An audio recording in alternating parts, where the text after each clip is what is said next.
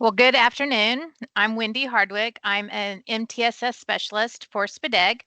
I want to welcome everyone to our first community of practice for the 2024-2025 school year. I'm excited to introduce our speaker today. Her name is Christy Sturgeon. Christy is a certified school counselor and licensed marriage and family therapist with nearly 30 years of experience working across the elementary, middle, and high school levels. Over the last 20 years, she's led multiple MTSS initiatives in her district where she served.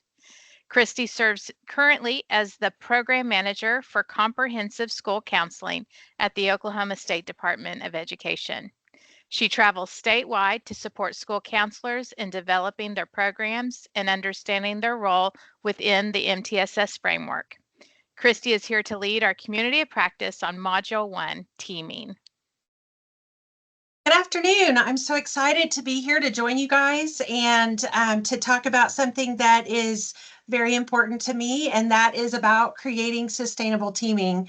And so as she said, I've been a school counselor for some time, but I got to lead out in my former school district before I came to the State Department of Ed in a comprehensive MTSS initiative that was designed to really structure that mental health support in addition to the academic support. And so I think it's really important from a leadership perspective, as you think about teaming, to be very careful about who you put on the team and considering those voices that are going to be really relevant. So we're going to talk about that quite a bit today on how to go about deciding who's on the team and why even have these leadership teams. So when we talk about, sorry, I got to get my screen moving here.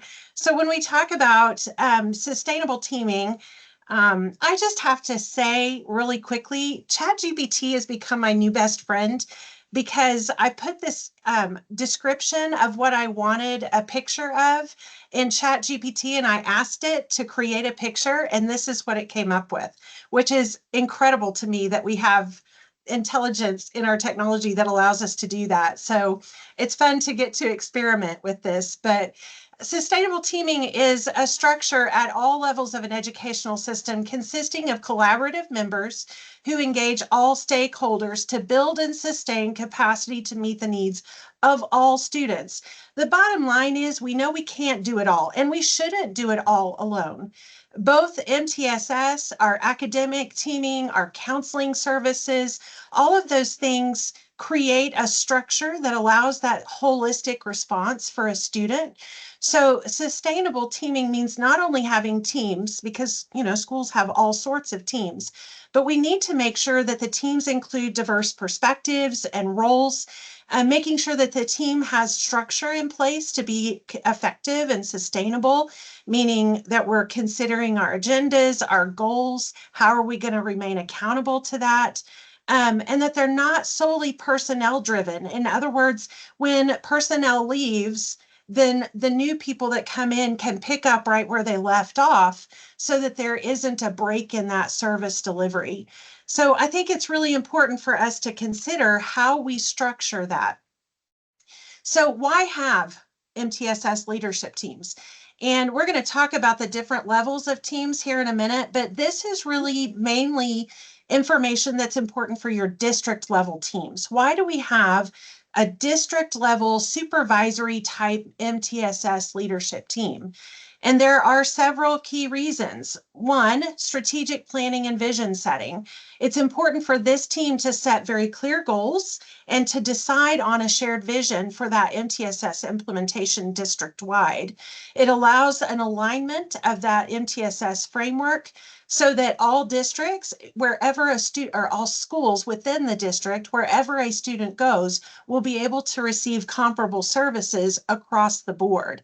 So it's just really important to make sure that you've got a team that is overseeing that across the district.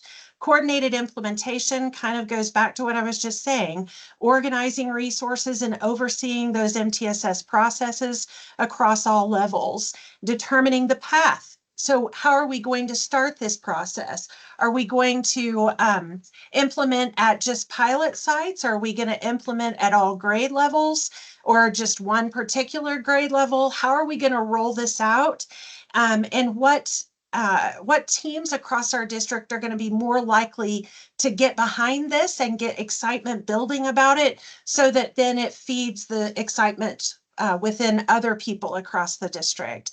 It also is important to ensure consistent application of interventions and supports because we have written procedures that help us to do that. The next one, data-driven decision-making. This allows the district to conduct needs assessments and identify those priorities that are important for the district as a whole. It helps to determine data-driven decision rules. How are we going to decide how we move from tier 1 to tier 2 to tier 3, or back down if they don't need that level of service delivery anymore. And it also allows the district to select valid assessments and determine what resources are going to be utilized in that process district-wide. It also allows for the district to create professional development opportunities, those ongoing training, capacity building for all staff. And it fosters a culture of collaboration and continuous learning where we're constantly working together to improve our processes and that we're really watching what we're doing and evaluating that at all times. The next function of that MTSS leadership team is sustainability, consistency, and fidelity. We are planning for that long-term sustainability of those MTSS initiatives. We've got to make sure that what we're doing today can be continued and carried on for the life of our district and our process with that MTSS.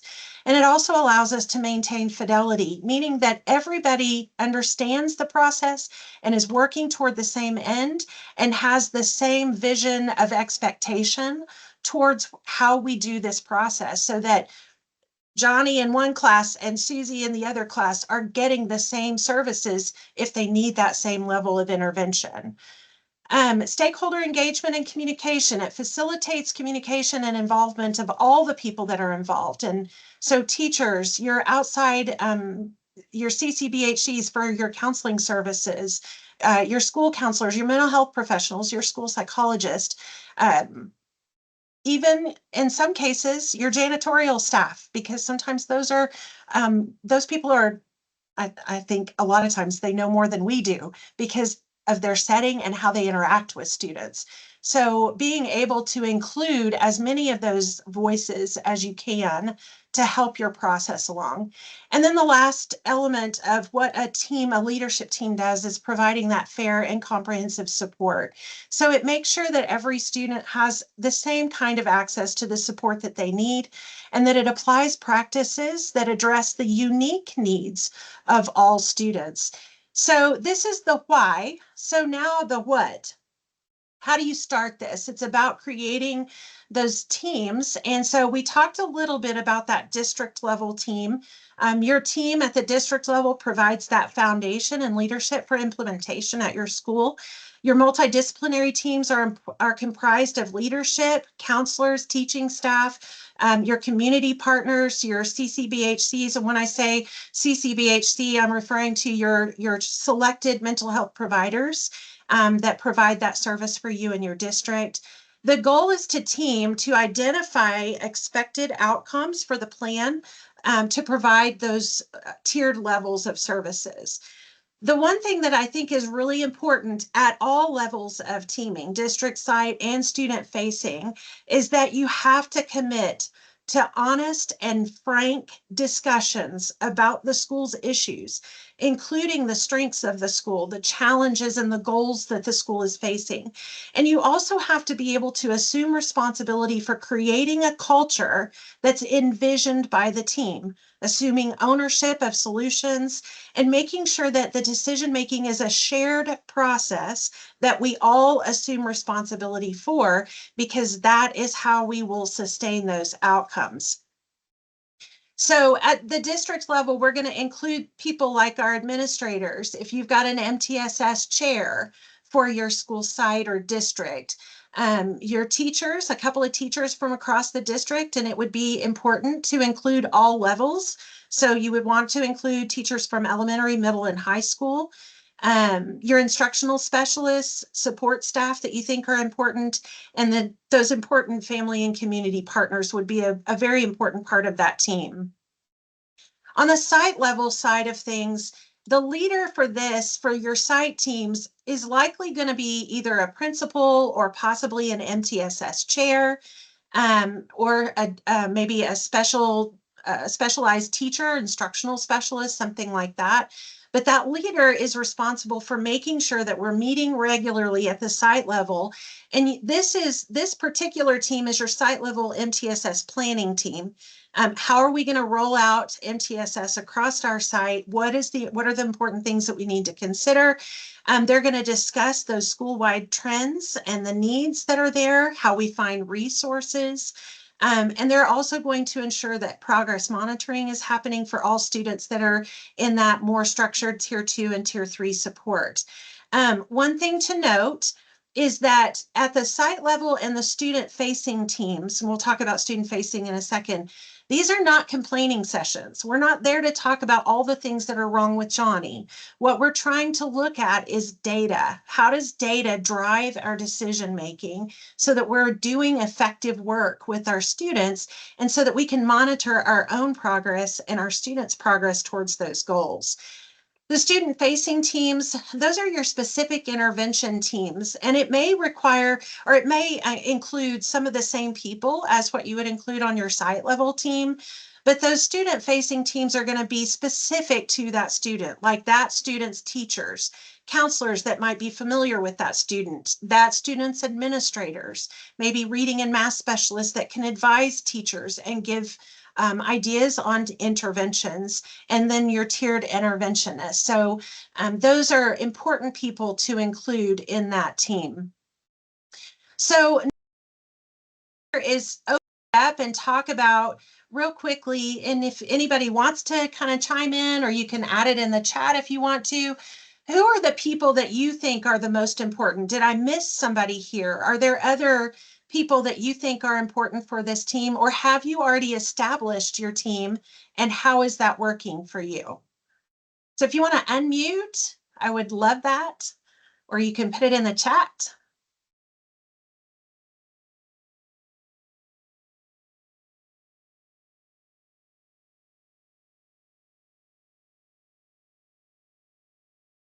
They say silence is golden, right? Anybody have any other ideas or thoughts?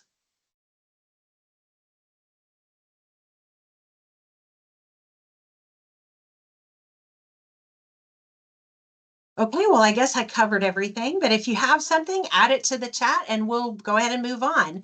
So the next thing that you would want to do when you're setting up your teams is just, and I agree with Gary Duhan, Mr. Duhan, Dr. Duhan, yes, school psychologists should always be involved in that process.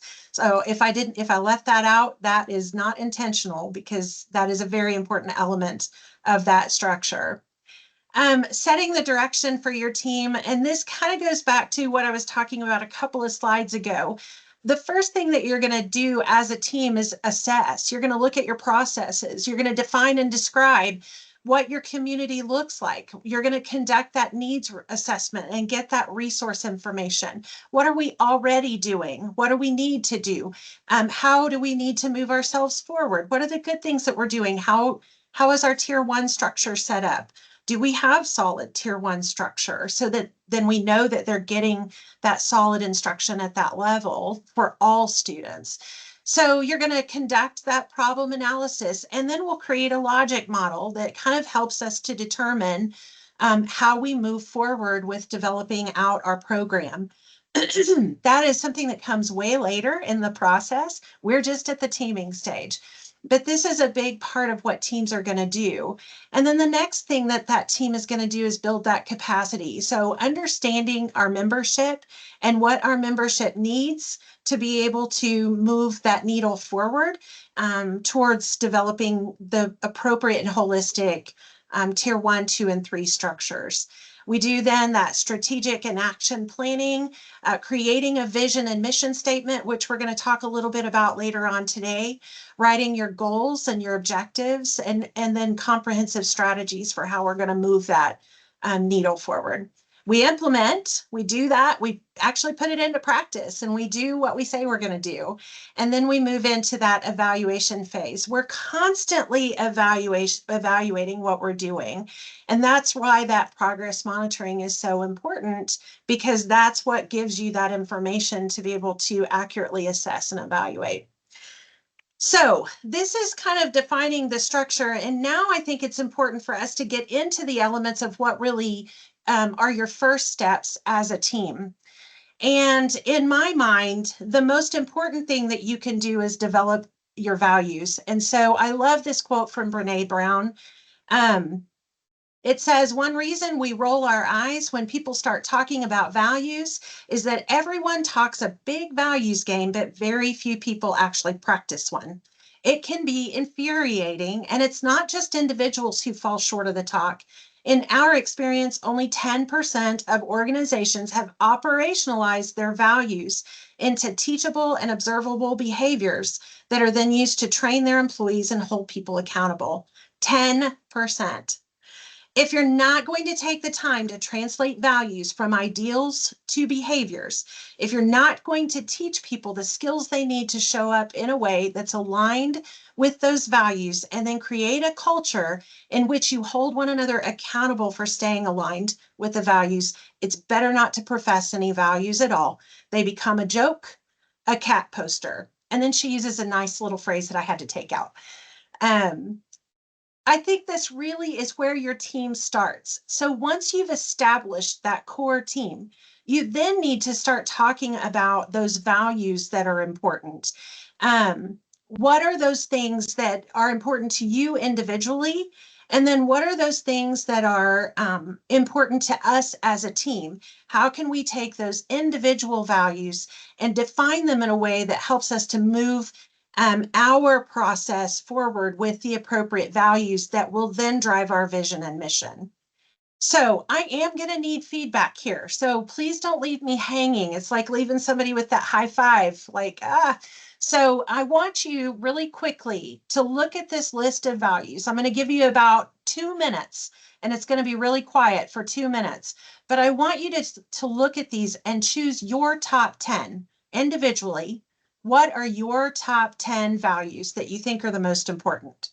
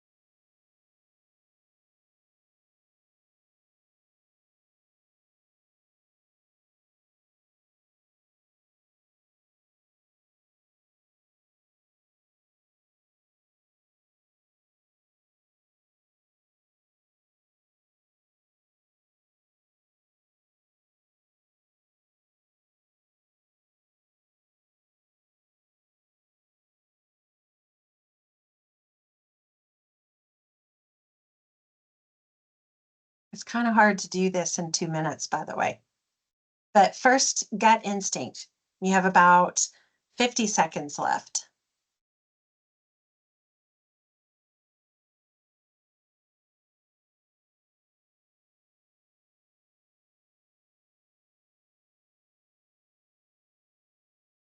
Thank you, Benjamin. Appreciate it.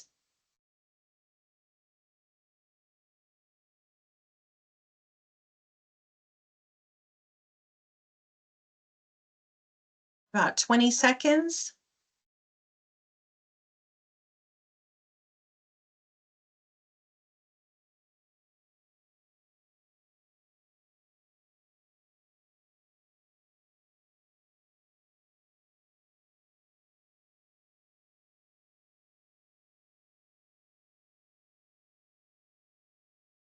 Okay, So before we move on to the next slide, what I'd like for you to do, well, actually, let's do this. Before we move on, decide of those 10, what are your top 2? Pick the top 2 most important values for you. Give you about 30 seconds for that.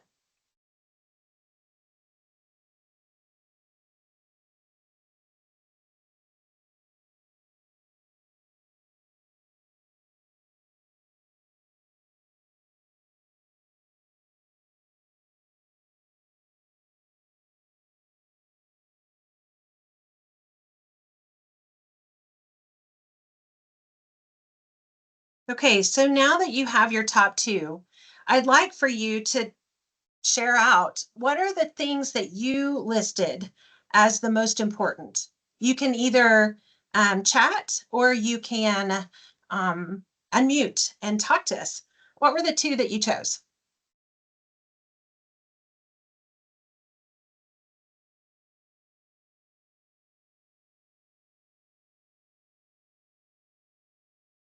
Well, I went ahead and played too. Thank you. Yes, because it was hard for me to come. I did pretty good coming up with my 10, but narrowing it down to 2 was more difficult. But my 2 that I came up with was resourcefulness and accountability. Okay, awesome. Thank you. Anybody else come up with 2? I don't know if you can hear me. The 2 that I came up with were teamwork and commitment. Okay, awesome. Teamwork and commitment. Good. Anybody else? Be brave. It's okay. Optimism, truth, understanding, humility. Truth and understanding and humility. So couldn't quite get it down to 2, but got it close. Thank you. Is it Cecil? Is that how you say it? I'm sorry if I butchered that. Okay, so thank you for those of you unmuting and sharing. If you didn't want to, hopefully maybe you'll share with this next screen. So why values? Why do we want to talk about this? Debbie says loyalty and making a difference. I love it.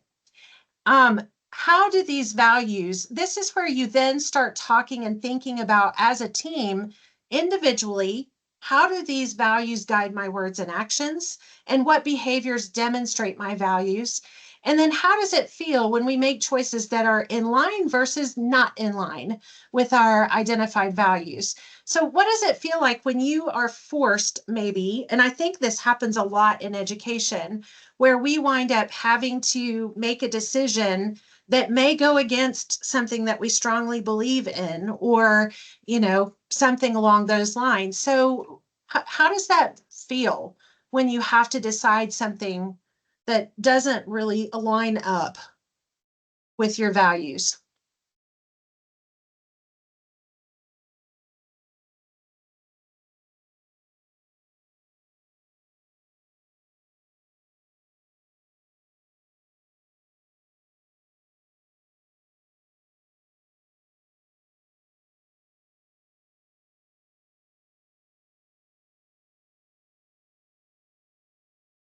Silence is golden.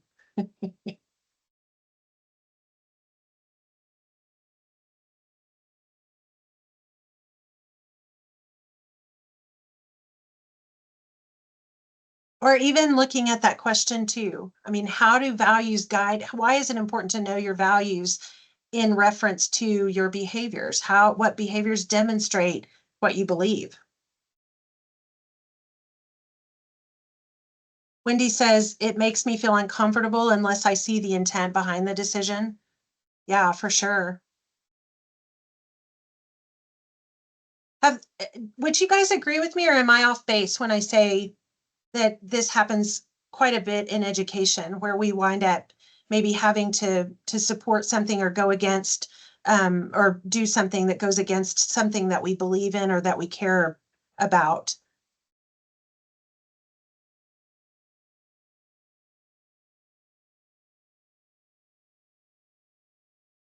So yes, Debbie, yes, you feel that way too.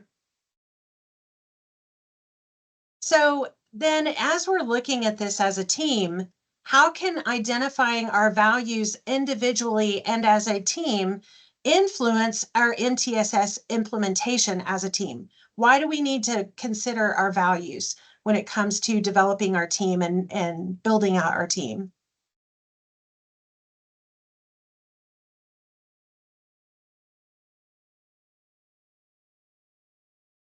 Responsibility and fidelity are hard to maintain, for sure. Rod, can you explain a little bit more about what you mean by that? Do you mind unmuting and giving us a little bit more about that?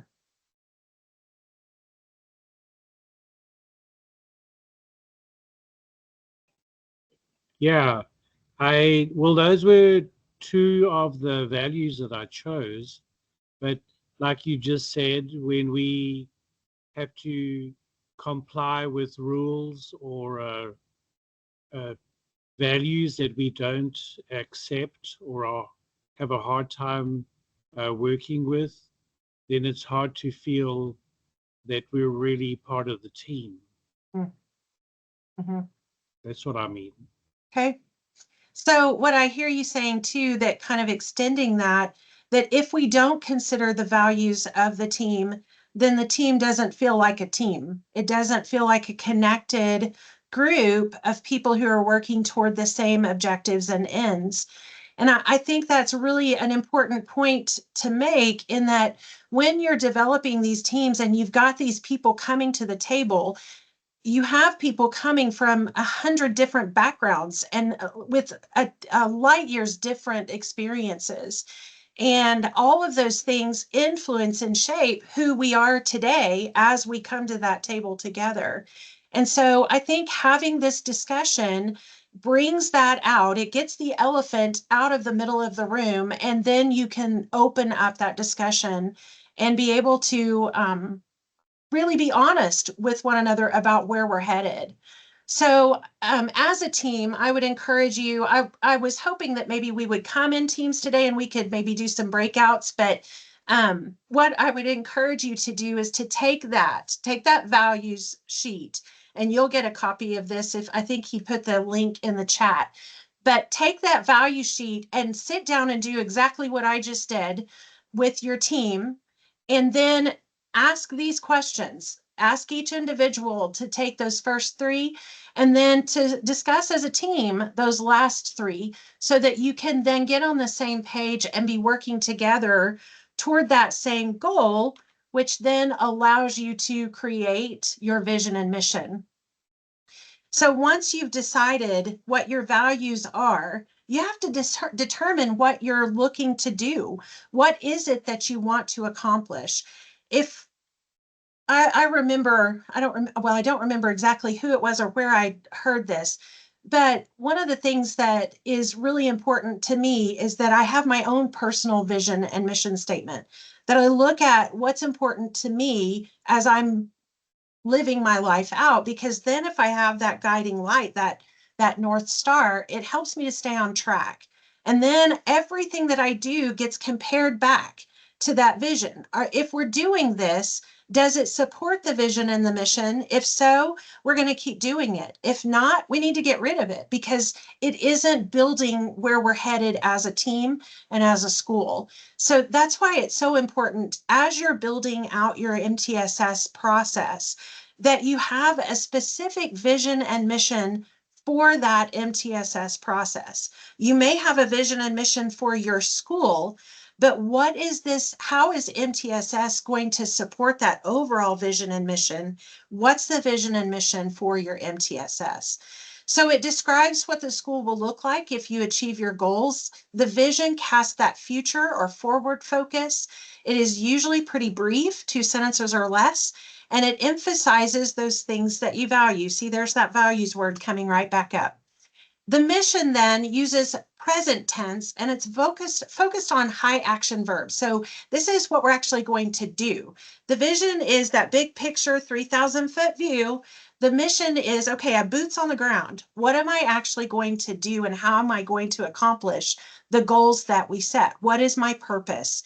It defines our target population, services, and actions of the organization, and it does provide that compass, direction, and inspiration. So everyone knows where we're going and what our mission is and how to move that forward. Derek Chancellor's quote there, I think, is really important. Any truly authentic vision innately incorporates complementing values to that vision. Similarly, without values, a vision worthy of pursuit could not exist.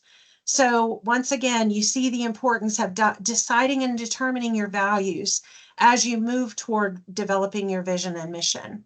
So how do you go about crafting a vision statement? How do you decide what your 3,000-foot view is?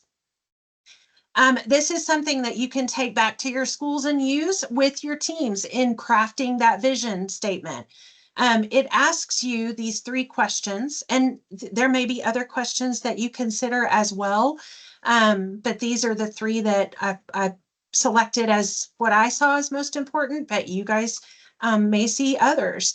But remembering that the vision describes what your school will look like once you've achieved your goals, then you should ask yourself, what role in the school do we want tiered intervention and prevention and intervention and response to play? What is the ideal school we want to create? And how will our students live or look differently if we are successful? What will we see, hear, taste, touch, feel, all those things? So I think it's important as a team that you consider those things as you're crafting your vision statement. Again, if we had time and teams here, I would give you a little bit of time to do this, but my hope is that you will take this back to your team and use that to then put it all together and develop your vision. So considering the previous questions, it says to think aspirationally and write your vision statement below. And I gave you an example of a vision statement that I used in my former district, or we developed as a team in our former district.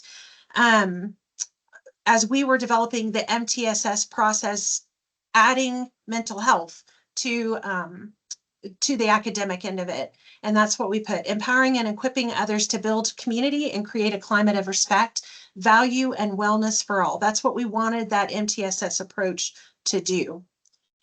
So that's that 3,000-foot view. And then you get into developing your mission statement. And with your mission statement, you've got 4 key building blocks. Remember, your mission statement are those high-level actions paired with priority populations that then lead to high-quality services, interventions, causes, and problem solutions. So one of the things that I hope that you will do in the future is a root cause analysis, where you sit down, once you've determined what your values and mission statement are, you sit down and figure out what are the issues that we're having and why, and really study that to look at what it is that's holding that back from being as successful as it could be. Remember that your mission is present tense. It's not future tense. It's what we're going to do today. And as we look toward the future, what are we going to do in the next 6 months? What are we going to do in the next 2 years? What are we going to do from years 3 to 5? And you can plan that out. I typically tell people when you're developing an MTSS process, it shouldn't take any less than 3 years, and likely will take more like 4 or 5 to really build out a good program, and maybe even longer than that. So what I want you to not be as discouraged if it's taking you a while to do that. The more process you put in, or the more study and development that you put in on the front end, the longer lasting and more sustainable it will be on the back end. So with your mission statement, you're going to consider these 4 key building blocks. What is the overarching purpose or cause of our initiative? What are we wanting to see happen? Who are we targeting our efforts toward? How will we implement our purpose and plan? And what will your initiative achieve? How do you know that you've been successful? The best plans start with that question, really. How do I know that I've achieved what our goal was? Once you've developed this as a team, then you put that all together. So after completing those previous questions, use your ideas to craft that mission statement. One thing to note, and I think it's important that I've commented here, work on your mission statement until it fits. It may not be 100% right when you first start out, because when you get in the thick of it, in the middle of it, you start to see things that you didn't really know were there as you're uncovering those causes and working towards solutions. So it's important to continue to meet as a district level team and as a site planning team to refine your mission until it really fits what you're trying to accomplish. And I gave you an example there as well, that our mission was to create a tiered mental health approach by equipping students and staff to build a resilient community. Through empowerment, advocacy, and education, we will normalize help-seeking behaviors and promote emotional well-being practices to prepare students for success beyond high school. That gave us that guiding light, that North Star, as we were focused in on the mental health, developing that mental health approach. But you can do this for academic or mental health, either way. So that is basically kind of the crux of the teaming part. If I were to continue talking with you, I would get more into looking at your needs assessment and developing a needs assessment process, which I'm sure is going to come in future sessions, and looking at your logic model with your inputs and your outputs and your outcomes. You know, what resources do you have? What resources do you need? And what are we hoping to accomplish in, like I said, in the first 6 months, in years 1 to 2, and in years 3, 4, 5. So I hope this helps you to kind of get started with your teaming processes and to establish that effective teaming structure. We've got a few minutes, I think, maybe 5 or 6 minutes. Wendy, is that right? So I think we can do some questions if you've got some questions, or if somebody's done this and has some success stories, we'd love to hear that. Yeah, we have until 3:45, so about 6 more minutes. Perfect. Questions, success stories, challenges that you face? What do you think is the hardest thing that's going to be about putting a team together?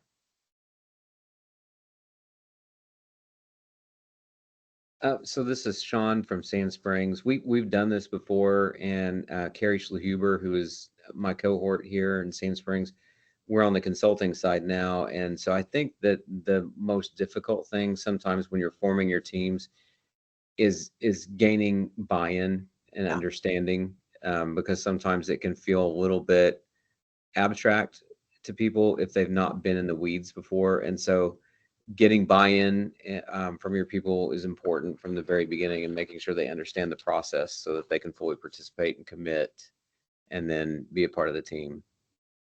I love that. How did you do that with your team? So I was at the district level.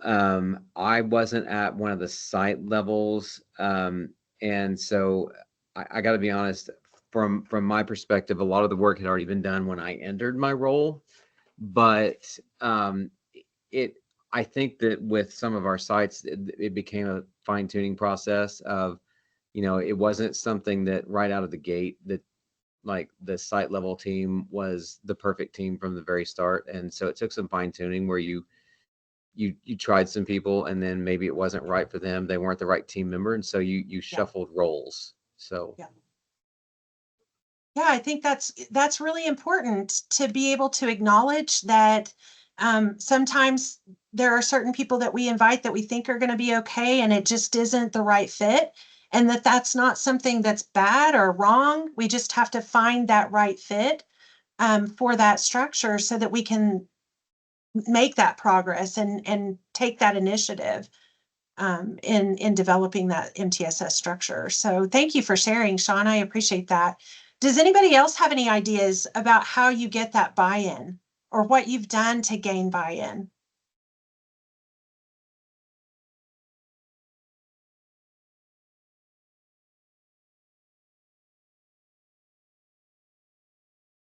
Dr. Duhan, I know I'm going to call you out, but I know you're doing this work with our Respect and Aware teams, and that you've probably faced a lot of these challenges. What are your best suggestions or recommendations? Yeah, we faced a lot of challenges. First off, Christy, I want to thank you for doing this. You did a super job. I loved your presentation.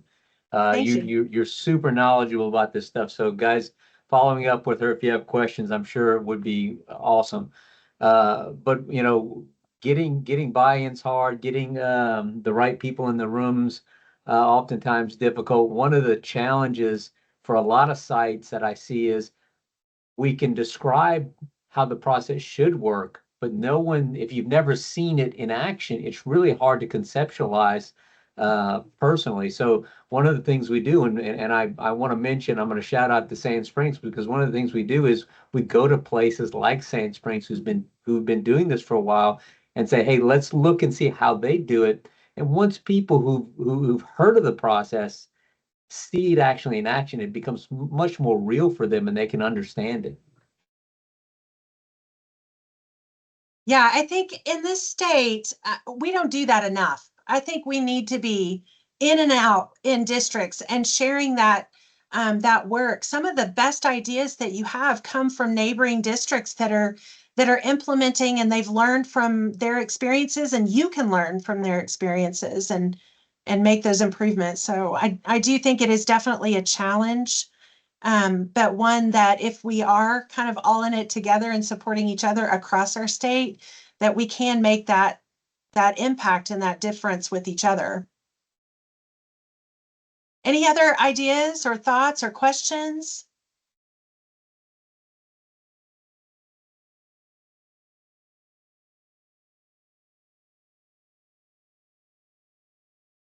Well, Christy, thank you so much. You're letting everyone leave about 3 minutes early, so I don't think that Nobody's going to complain, I right? think nobody's going to complain.